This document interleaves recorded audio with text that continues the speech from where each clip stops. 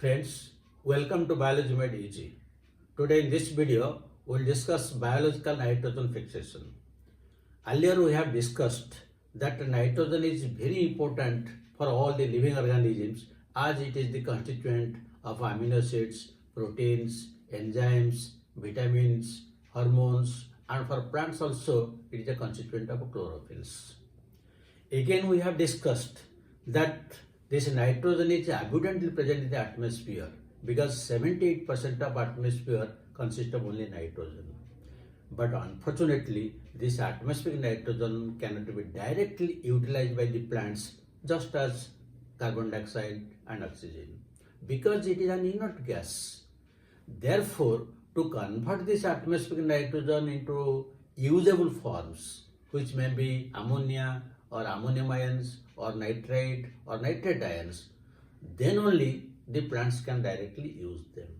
So this conversion of atmospheric nitrogen to ammonia is known as nitrogen fixation. This conversion of atmospheric nitrogen into ammonia, this is known as nitrogen fixation. Nitrogen fixation is also known as diazotrophy. And the bacteria which convert this nitrogen to ammonia, they are known as diazotrophs. Now, there are different microbes and mostly they are bacteria which convert this atmospheric nitrogen to ammonium compounds. That means the bacteria which convert the nitrogen to ammonia, again, they are of two types, major two types.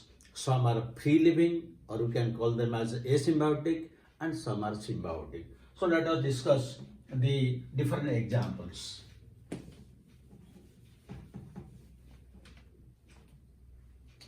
So some are asymbiotic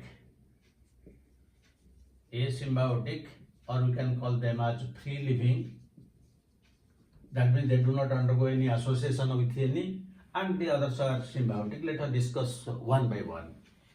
So the different examples under this free living or asymbiotic are number one is free living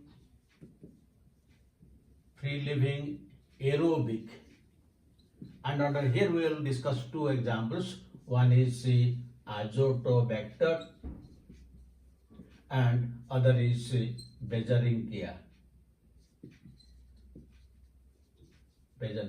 These are the two examples. Similarly, the second example is free living anaerobic, and here one example we will discuss, that is Clostridium. Clostridium is anaerobic. Then there will be free living, and that is chemotrophic. Free living chemotrophic, and the example is disulfovibrio.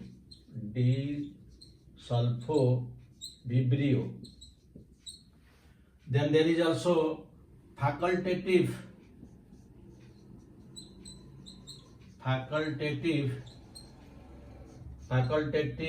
aerobes,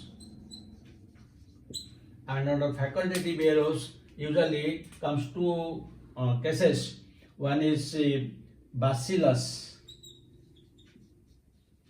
and the other is Klebsiella. Then another type of example is free living, that is photoautotrophs.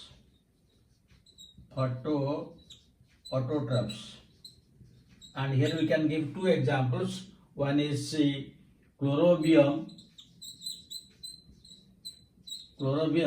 and this other second example is rhodopseudomonas.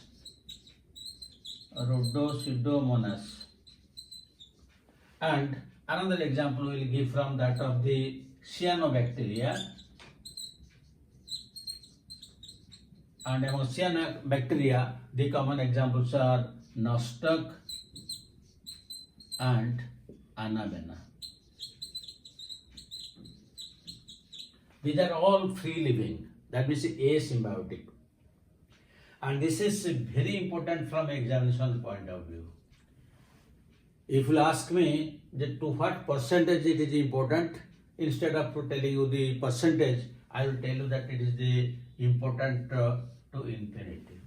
Every year one question comes from this, either in the biofertilizers, that is in the microbes in human welfare, or from this part, but one question is coming from this. So you have to remember all the examples. So these are the different examples of symbiotic and or free living. Now let us discuss some of the examples of symbiotic.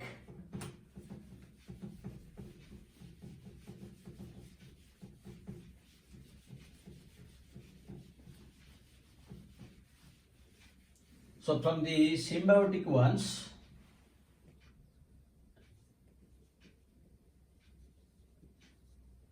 symbiotic, the best example of symbiosis is that of the rhizobium. Rhizobium with the roots of legumes, that means gives rise to the nodule formation in case of legumes. So this is the best example which we will discuss in detail, but besides this there is also Frankia. Another, so this usually undergoes relation with the roots of non-legumes. And the examples of these non-legume plants are usually, one is Casuarina and the other is Alnus.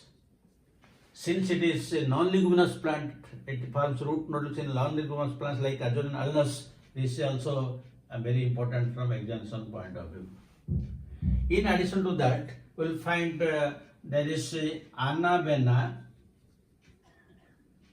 It undergoes symbiotic relationship with Azolla. Azolla is a pteridophyte and it undergoes a relationship in the Azolla leaf because Azolla is on biofertilizer. So this is one example. And another example is usually either Anabena or Nostoc. It combines with the coralloid root of Cycas. These are some of the examples of symbiotic, but the major one that we will discuss now is how this rhizobium undergoes symbiotic relationship with the roots of leguminous. This is the main discussion now. So how this rhizobium undergoes symbiotic relationship with the roots of leguminous plants and gives rise to nodules. There are several steps and we will discuss one by one in a systematic manner how the whole thing is taking place. Now the first thing is rhizobium is gram-negative bacteria. It is a gram-negative bacteria. Second, rhizobium is rod-shaped bacteria. Third point is rhizobium is aerobic. It is aerobic bacteria. This is again very important. Then the next thing is rhizobium is a saprophytic bacteria. Now your confusion arises. Because you know, and also we have discussed that rhizobium is symbiotic bacteria, but here I am telling you that it is saprophytic bacteria. So which one is correct? Both are correct. Why, you see? Suppose in a crop field we have some leguminous plants. Suppose this year we have some leguminous plants and the rhizobium bacteria, it will give rise to root nodules. That is symbiotic relationship. Then when you are uprooting the plants, the plant is uprooted, but the bacteria will be still there in the soil. Suppose in the next season, again you don't grow any leguminous plant. You grow some non-leguminous plants. They may be potato, maybe brinjal, or any some other plant, but it should be non-leguminous plant. What will happen to this rhizobium? Will it die? No. That means the rhizobium bacteria will live saprophytically in the soil as long as the rhizobium roots are not available to it. Once the rhizobium roots are available to it, then it undergoes symbiotic relationship. This should be very clear. Rhizobium is a saprophytic bacteria when there is no leguminous plant. But when it comes in contact with the leguminous plant, it becomes symbiotic. Suppose for 5 years you don't grow any leguminous plant in this field. That means the rhizobium will stay in the soil for 5 years saprophytically.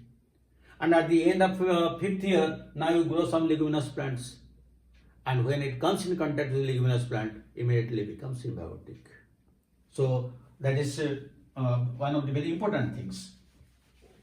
So now this suppose this is the soil, and in the soil suppose there will be one now we grow some leguminous plant. Now this leguminous plant will grow, and this is the epidermis, these are the root hairs, and these are the epidermal cells, and these are all cortical cells, and then there is a endodermis, and below endodermis there will be pericycle and the vascular bundles.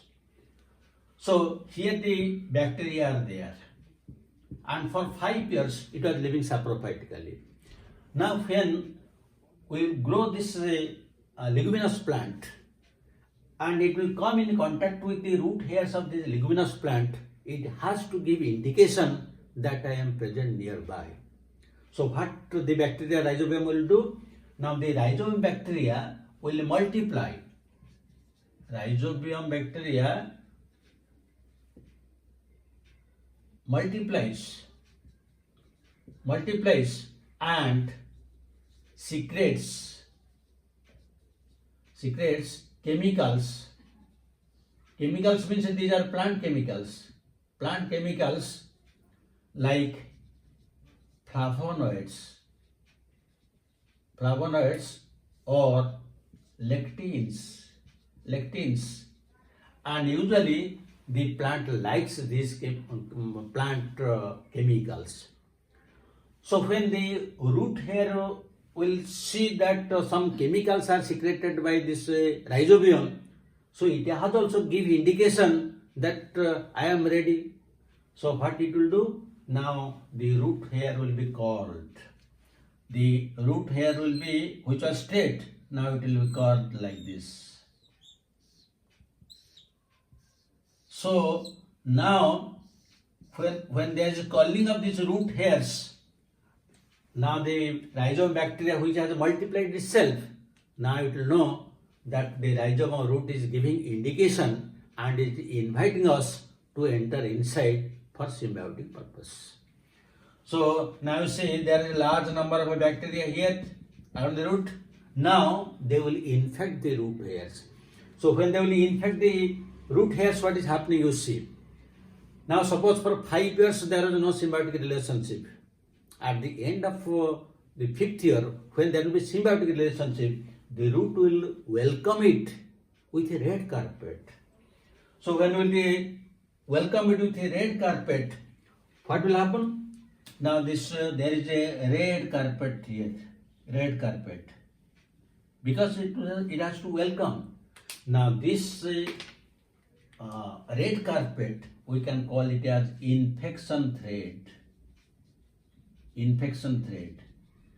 Now through this infection thread, the bacteria will move.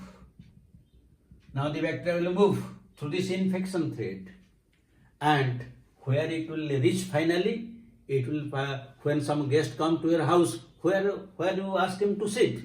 In the drawing room. So here the drawing room of this leguminous root is the innermost cortex. This is the innermost cortex. Here the bacteria will go. It cannot go inside, because inside there is a kitchen and all those things, because there is a phloem where food is synthesized, and there is a xylem where mineral water is there, and there is endodermis, that is the curtains, and it will not be allowed inside. It will stay in the innermost cortical cells. And here now the rod-shaped bacteria, it will lose its wall, it will become polyhedral. It will become polyhedral, lose its cell wall, and now the bacteria is known as bacteroid. In the innermost cortex, it is now known as bacteroid. So now they will sit in their drawing room, which is the innermost cortex, and now they will start their discussion.